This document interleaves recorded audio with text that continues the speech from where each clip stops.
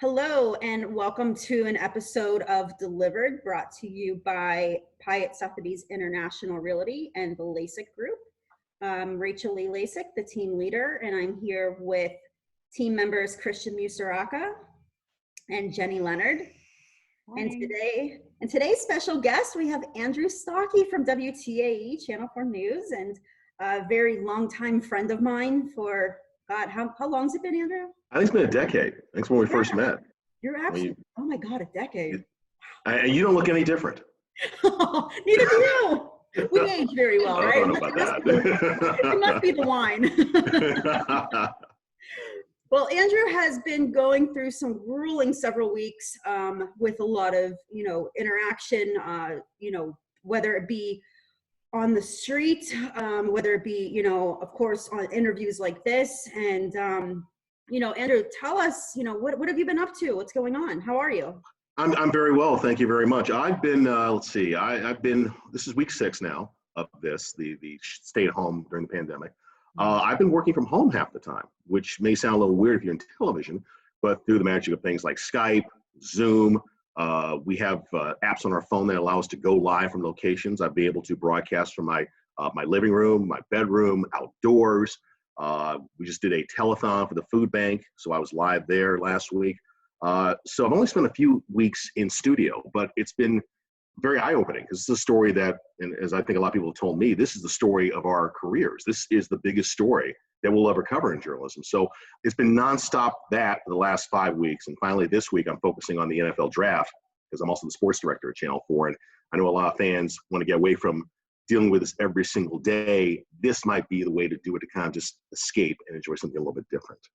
Yeah, so, the one thing I think, the escape is very important for a lot of us. And I think taking our mind off of things, especially, no offense, but the news, trying to find other ways. And one of the things that I really want to touch on is our small businesses. They're very vulnerable at this time, and surviving is going to take a lot of work. It's going to take a lot of advocacy, a lot of improvisation, and, but small businesses are the backbone of our economy. And right now, a lot of us can't afford to support the small businesses. So what are you seeing with small business? What's happening? Well, I will say this. I mean, I talked to actually an expert at Pitt who actually advises small businesses, and he said to me just the other day that this is a unique market. I mean, this is a city where we really do support our small businesses because there's so much part of our community and part of our lifeblood. I mean, we have major corporations, of course, but it's the small businesses that have the biggest impact, the ones that we know and we go to every single day. So you see support groups on Facebook, on Twitter, on various other forms of social media. I think that helps quite a bit. Channel 4, we're doing a program called Shop Local, and we're asking you to tell us about the small businesses in your community and why they're so important. And we think by getting that word out, people know who they are, what they're doing, and then when things begin to reopen, there won't be, hopefully, the hesitancy to go back to those businesses, because we realize without small businesses, we're not going to make it as a community. And I think that's true of any city, but I think Pittsburgh in particular. Thank you. Jenny? So Andrew, again, thank you so much for joining us today. Just some thoughts in my mind are, in the coming months and years, there's going to be massive changes to how we approach public health in this country. What do you think will change, and what might get lost in the rush to address the pandemic for our community? Well, I'll share with you what I see more so than what I think, because I think as a reporter, that's probably the best thing I can do. Clearly, public health is much more important now. I mean, as a country, we've taken it very seriously because of what's going on. I think, especially among men, we have a history of like, okay, if we feel something, we just let it go. That's not going to be the case anymore. I think people will seriously focus on their personal health, their community health. How it's all going to play out, I really don't have a crystal ball. It's tough to say. This is a story that's changing every single day. I mean, just the other day, the governor extended the stay-at-home order to May 8th. Who knows what's going to happen on May 8th? We don't know how this will all play out, but I think we do realize now as a region and as a country how important our health is, and how, we just can't take our time dealing with it. If there's a crisis, we need to face it head on as a society. Mm-hmm. Thank you for that. Hey, so thanks again for joining us, Andrew. I'm gonna bring it back since you are the sports director at WTAE. So, what words of encouragement do you have for the city, our aspiring athletes, pro players, and our fan community?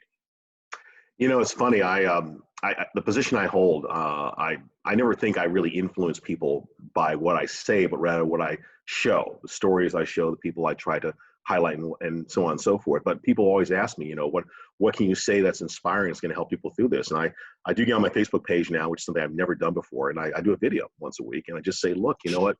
Every step we take is a step in the right direction. The fact we've made it 5+ weeks, this is week 6, it's remarkable.